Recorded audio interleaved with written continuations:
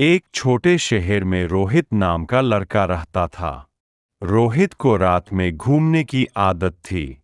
लोग उसे मना करते थे कि देर रात बाहर मत जाया करो, लेकिन रोहित किसी की बात नहीं सुनता था। एक रात लगभग 1 बजे वह घर लौट रहा था। रास्ते में उसे एक पुराना बंद मकान दिखाई दिया। उस मकान की खिड़की में हल्की रोशनी दिख रही थी। रोहित ने सोचा यहाँ तो कोई नहीं रहता, फिर रोशनी कैसे जल रही है। वह धीरे धीरे मकान के पास गया। दरवाजा थोड़ा खुला हुआ था। उसने दरवाजा धक्का देकर खोला। अंदर बहुत अंधेरा था। चारों तरफ धूल ही धूल थी। लग रहा ऐसा था जैसे सालों से कोई नहीं आया। अचानक ऊपर से आवाज आई, जैसे कोई चल रहा हो। रोहित डर गया, लेकिन फिर भी ऊपर जाने लगा। सीढ़ियां चरमराने लगीं। आवाज बहुत डरावनी थी। ऊपर एक कमरा बंद था। उस कमरे के अंदर से आवाज आ रही थी, जैसे कोई धीरे धीरे रो रहा हो। रोहित ने दरवाजा खोला। कमरा खाली था, लेकिन कमरे के बीच में एक कुर्सी रखी थी। कुर्सी अपने आप हिल रही थी। रोहित का दिल तेज धड़कने लगा। तभी पीछे से दरवाजा जोर से बंद हो गया।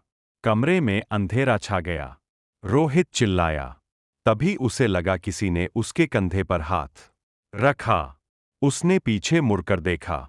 वहां कोई नहीं था। अचानक दीवार पर एक परछाई दिखाई दी, लेकिन कमरे में रोहित के अलावा कोई नहीं था। परछाई धीरे धीरे हिलने लगी।